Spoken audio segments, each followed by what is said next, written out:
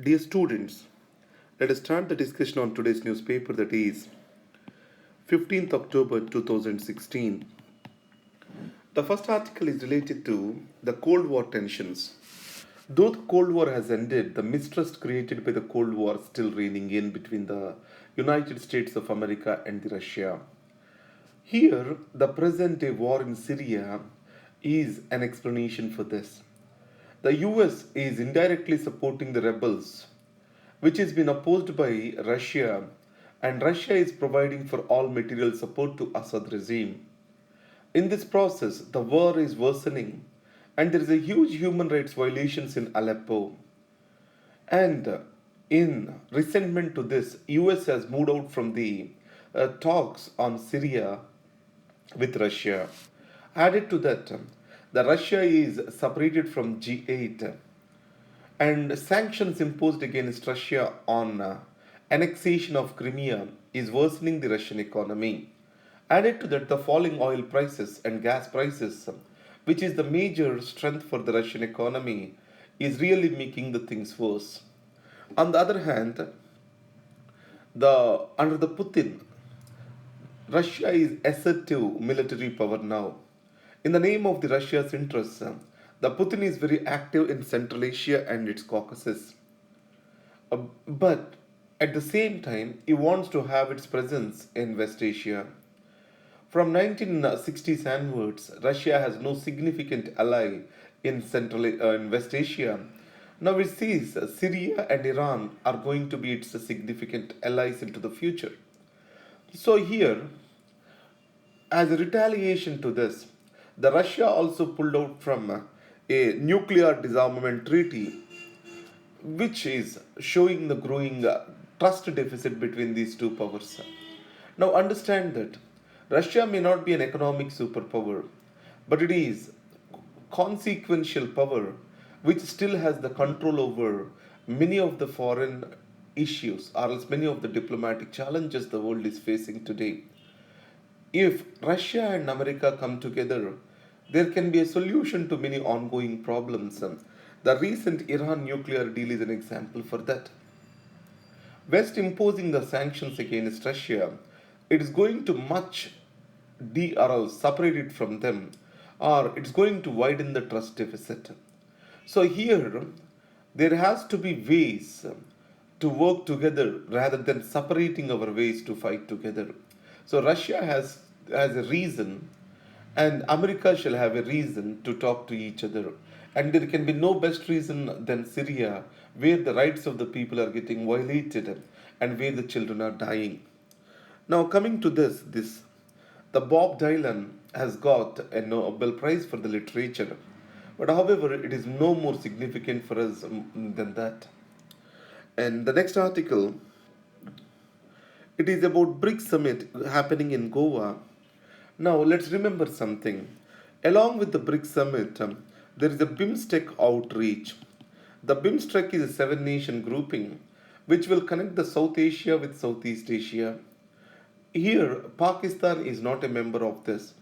The SARC, which is a South Asian association, it is plagued by the dissidents from the Pakistan.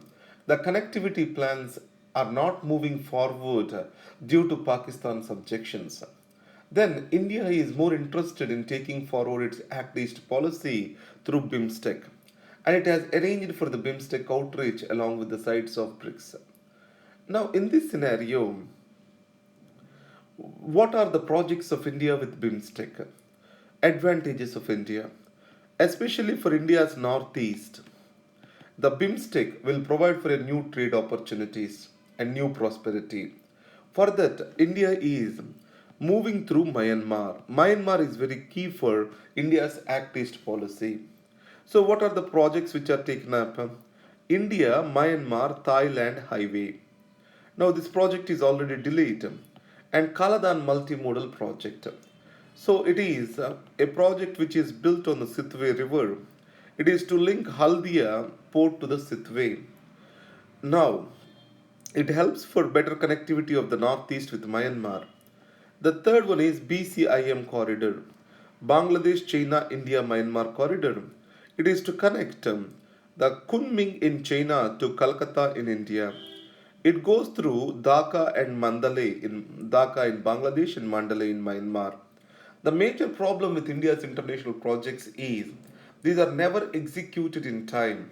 So the articles have repeatedly told us India has to raise its potential to take forward the developmental effort which is undertaken across the international borders or else across the international community. So, in this case, what is the agenda of the BRICS summit is going to be? India wants to tackle the cross border terrorism and state sponsored terrorism through a multilateral forum. So, the BRICS is going to be a right forum for this. But, however, BRICS by itself has few challenges. So, politically, the nations in the BRICS are not ideologically bound. If you take China, and China is a communist nation, and on the other hand, the remaining are democratic, but the Russia is not truly democratic to be said. So, some people say more than BRICS, it is IPSA is a better forum.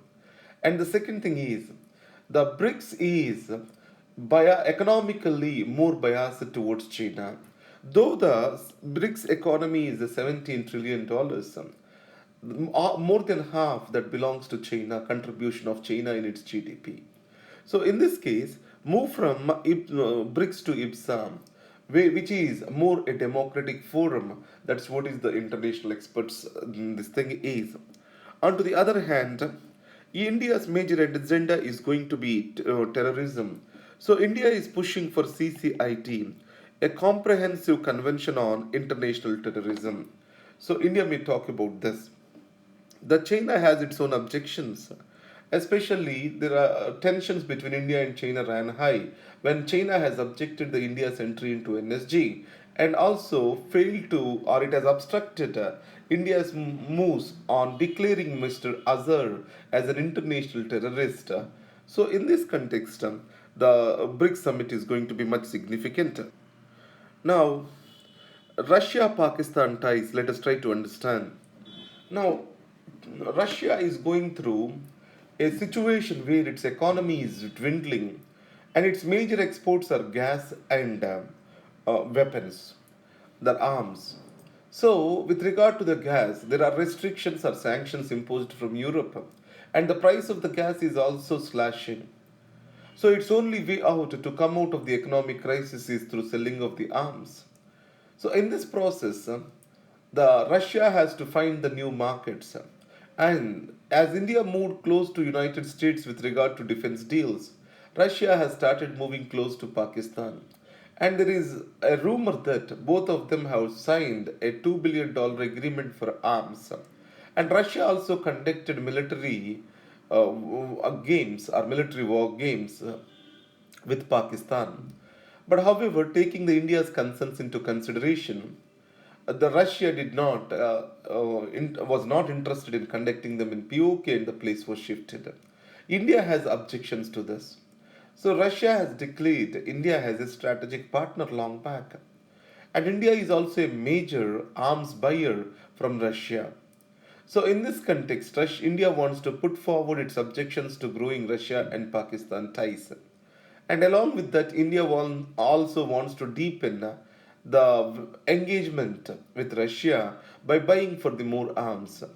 So, in this context, India is buying S-400 Triumph long range air defense systems.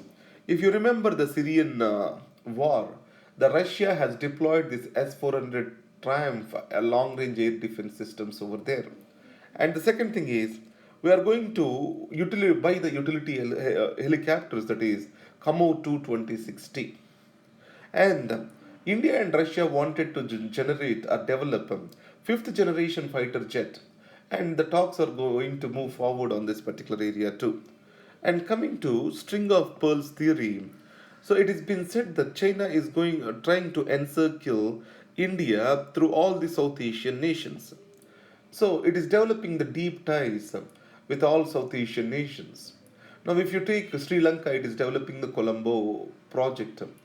And then in Bangladesh, it is developing and a series of ports, and at the same time, There is in every with every South Asian nation, the largest trade partner is China, and it's also developing series of infrastructure projects to connect China to these countries.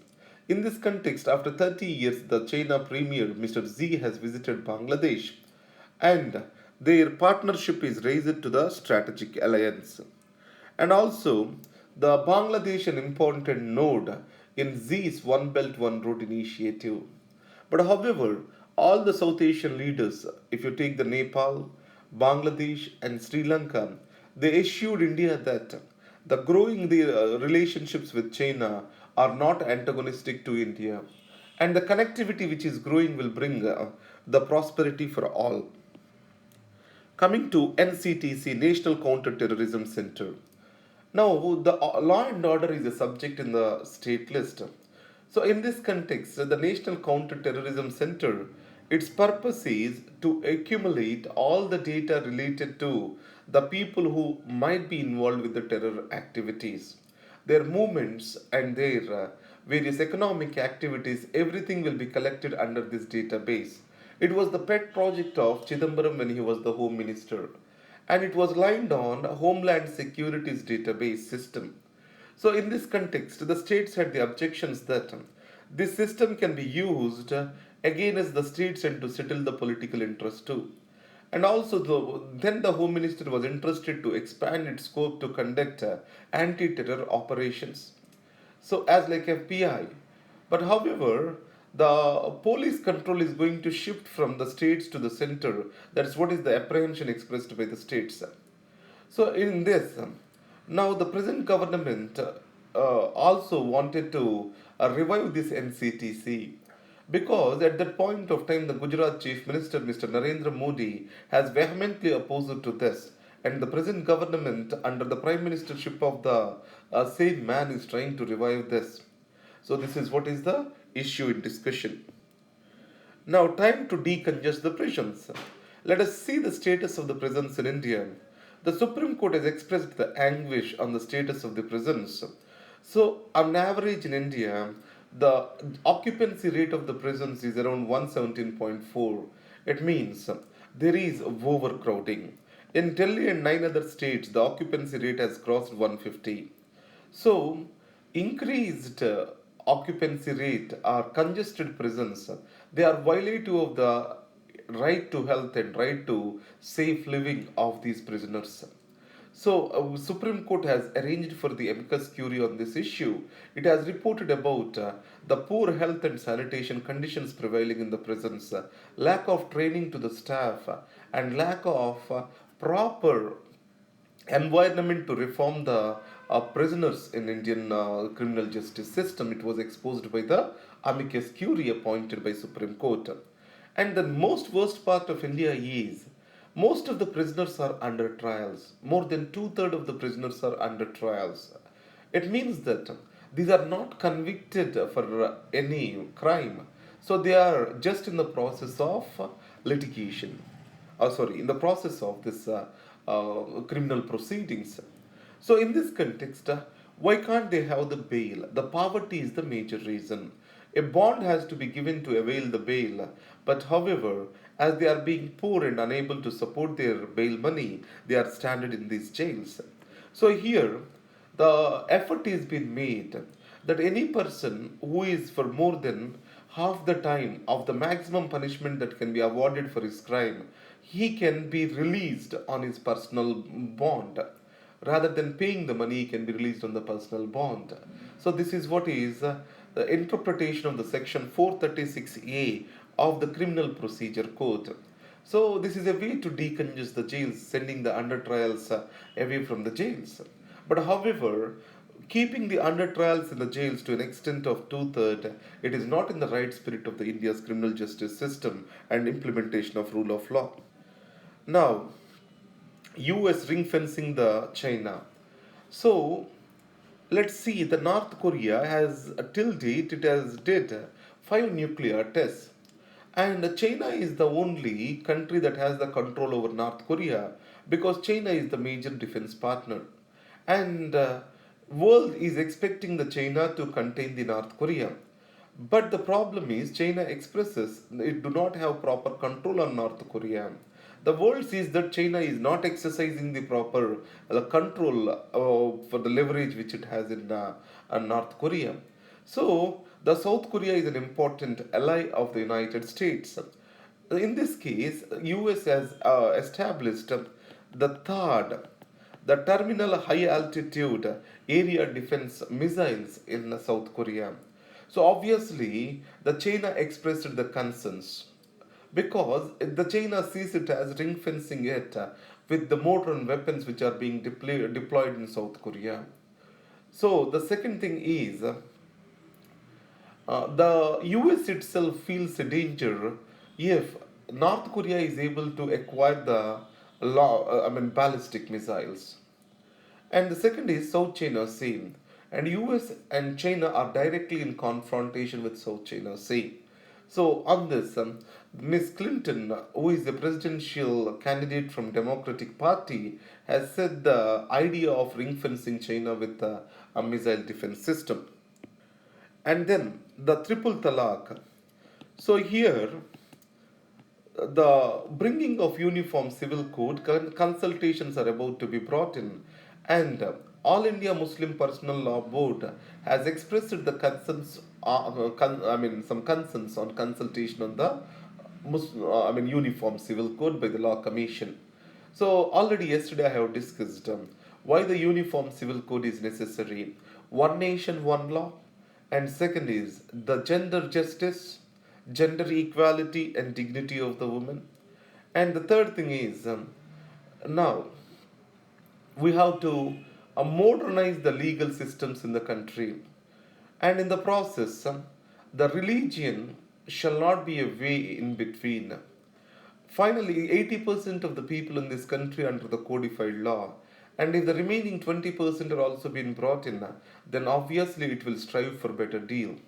And 44th article in India has given the aspiration of achieving the uniform civil code already.